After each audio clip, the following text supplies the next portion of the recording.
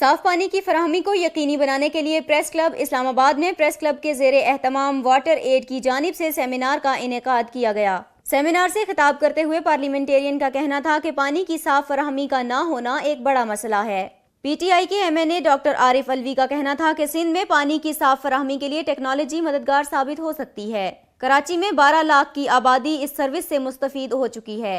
390 million gallon समंदर के पानी को साफ करके कराची के लिए काबिले इस्तेमाल बनाएंगे।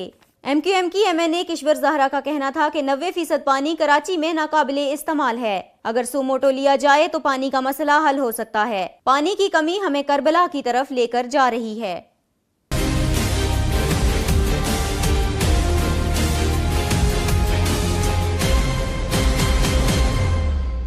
Please subscribe to Hums Up TV and hit the notification icon on the screen to get the latest updates of our channel. Thank you for watching Hums Up TV.